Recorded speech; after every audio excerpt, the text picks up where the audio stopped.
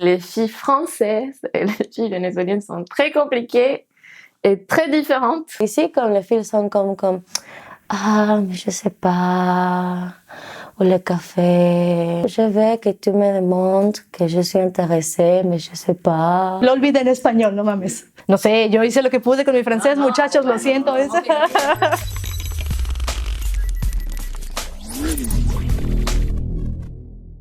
L'homosexualité au Venezuela, en général, c'est une espèce de tabou, en fait. La société au Venezuela, ils sont homophobes.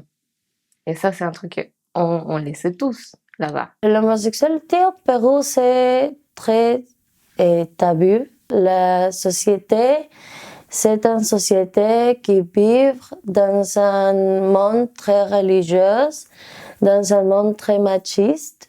Je pense que la homosexualité dans le Mexique, c'était vu comme c'est un tabou. La religion au Mexique, et ça c'est une espèce de barrière entre la libération de la sexualité et si tu penses faire un mariage avec une fille, c'est un choc pour ta famille. On est en 2020 et c'est pas possible que ça continue à être comme ça.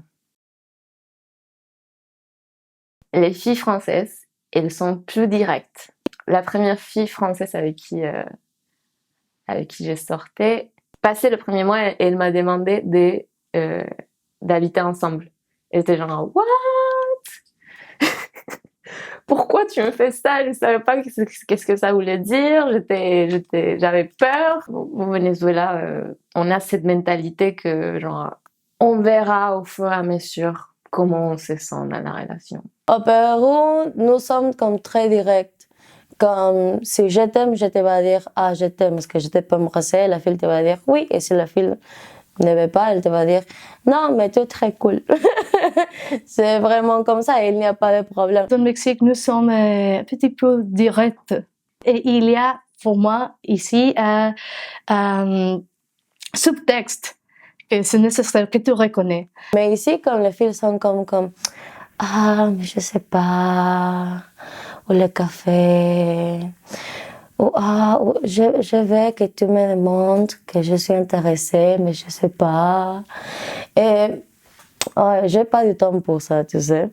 Mais c'est vraiment ça. Je pense que ici c'est un petit peu plus difficile parce que la différence elle est que c'est nécessaire que tu cherches et demandes avant qu'est-ce que l'autre fille cherche avec toi. Ah non.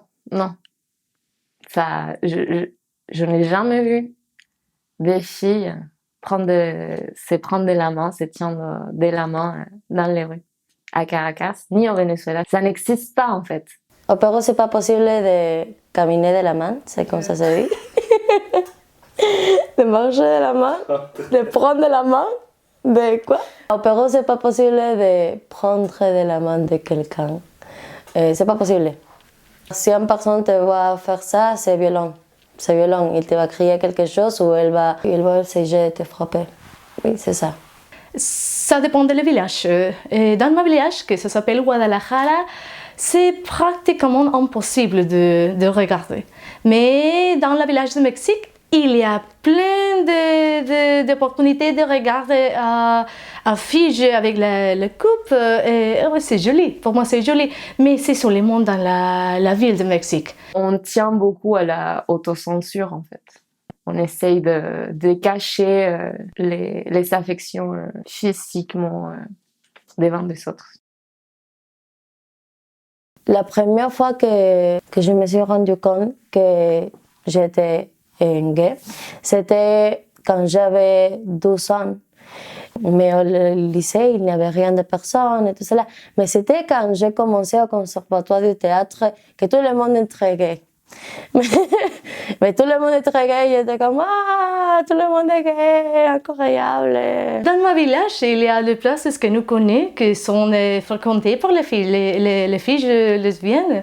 Mais il y a aussi la tendance des applications de Tinder, où il y a aussi une application qui s'appelle Wapa, et c'est plus facile. À Caracas, il n'y avait pas vraiment un endroit où tu pouvais y aller pour rencontrer les filles.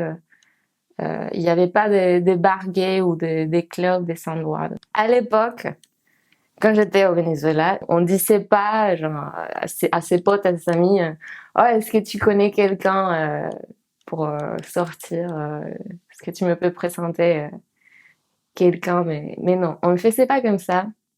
Non, on allait beaucoup dans les réseaux sociaux. Par exemple, j'utilisais beaucoup des réseaux sociaux comme Temi, Tinder ou Bumble pour chercher des filles un peu qui habitaient près de moi à Caracas. Bien sûr qu'ici c'est mieux parce qu'il y a vraiment comme les droits humains que nous besoin là-bas. C'est difficile pour nous. Il y a vraiment un problème avec la famille, avec les amis, avec le travail. Je ne dis rien avec le travail parce que peut-être que tu perdrais le travail. Il y a aussi cette perception de que c'est plus ouverte ici et tu sens la liberté. Je pense que c'est plus facile d'être LGBT à Paris en fait. Peut-être quand je suis arrivée en France, j'ai pu me sentir bien avec moi-même et expresser mon sexualité tranquillement. Ici, c'est comme à nouveau, je peux vraiment comme montrer amour à toutes les personnes que j'ai vraiment envie de montrer amour. Ouais.